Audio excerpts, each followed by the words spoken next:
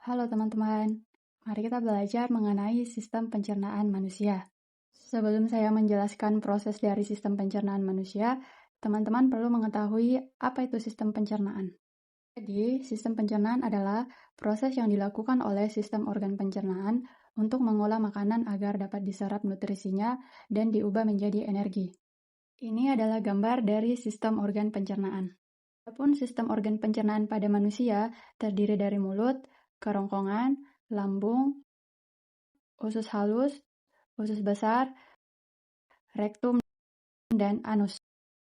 Selanjutnya, saya akan menjelaskan bagaimana proses dari sistem pencernaan manusia. Mulai pertama kali di mulut. Mulut merupakan tempat masuknya makanan ke saluran pencernaan. Dalam rongga mulut terdapat gigi yang berfungsi untuk menghancurkan makanan. Ini disebut juga dengan pencernaan mekanik atau mengubah makanan besar menjadi kecil. Kemudian ada kelenjar saliva yang berfungsi untuk mengubah enzim petialin atau amilase untuk mengubah amilum menjadi maltosa. Karena pencernaannya dibantu oleh enzim, maka pencernaan ini disebut pencernaan kimiawi. Yang terakhir ada lidah yang berfungsi sebagai pengecap dan untuk membantu memindahkan makanan di dalam mulut dan membantu proses dalam menelan.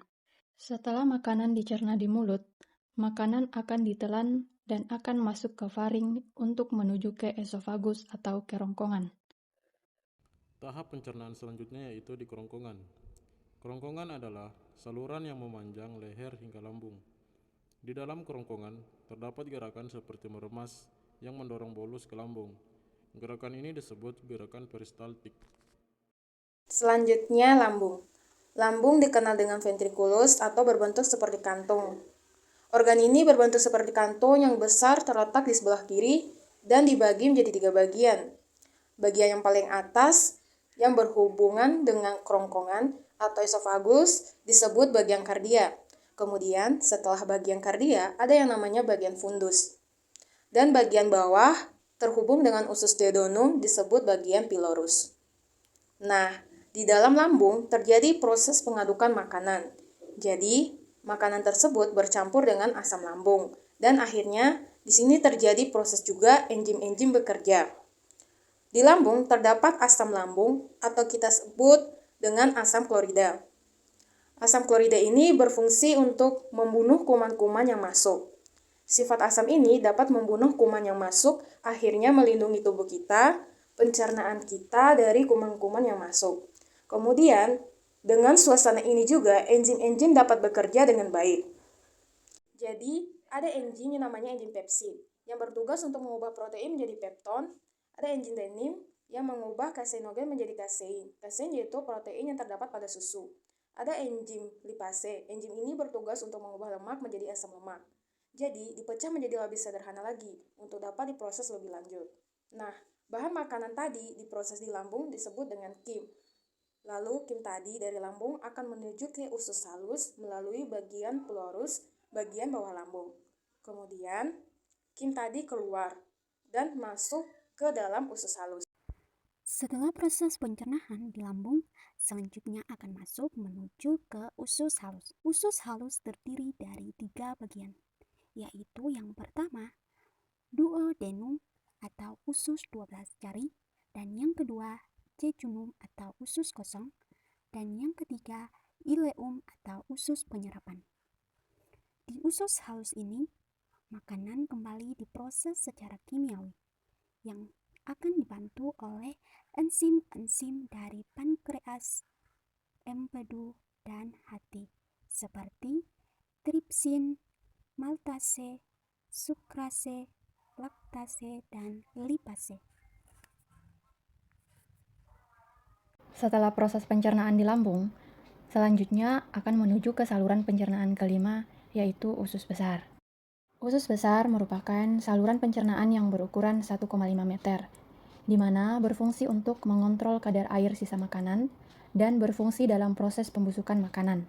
Sisa makanan yang sebelumnya tidak tercerna di dalam usus halus, kemudian diserap kembali di usus besar. Proses yang terjadi di usus besar terdapat 2 gerakan, yaitu mencampur dan mendorong sisa makanan. Mulai dari usus buntu atau sekum, naik ke atas melalui kolon ascendens. Pada dinding kolon ini, terjadi proses penyerapan kembali air dan garam mineral atau yang disebut dengan reabsorpsi. Kemudian lanjut ke kolon transversum, lalu turun ke kolom descendens. Dan terakhir, sisa makanan akan didorong sedikit demi sedikit menuju ke rektum. Setelah proses pencernaan di usus halus, selanjutnya akan menuju ke saluran pencernaan kelima, yaitu usus besar. Usus besar merupakan saluran pencernaan yang berukuran 1,5 meter, di mana berfungsi untuk mengontrol kadar air sisa makanan dan berfungsi dalam proses pembusukan makanan. Sisa makanan yang sebelumnya tidak tercerna di dalam usus halus, kemudian diserap kembali di usus besar. Proses yang terjadi di usus besar terdapat dua gerakan, yaitu mencampur dan mendorong sisa makanan. Mulai dari usus buntu atau sekum, naik ke atas melalui kolon ascendens. Pada dinding kolon ini, terjadi proses penyerapan kembali air dan garam mineral, atau yang disebut dengan reabsorpsi. Kemudian lanjut ke kolon transversum, lalu turun ke kolom descendens. Dan terakhir, sisa makanan akan didorong sedikit demi sedikit menuju ke rektum. makanan yang tadi mengalami pembusukan di usus besar akan menuju ke ujung muara dari usus besar, yaitu rektum. Rektum berfungsi sebagai tempat penyimpanan feses sementara. Ketika rektum terisi penuh dengan feses, maka saraf akan mengirimkan respon yang menimbulkan rasa ingin buang air besar. Setelah melalui proses pencernaan di rektum, selanjutnya yaitu anus. Anus adalah ujung saluran gastrointestinal. Fungsi anus adalah untuk melakukan proses defekasi. Defekasi adalah proses di mana tubuh membuang kotoran sisa pencernaan dalam bentuk feses.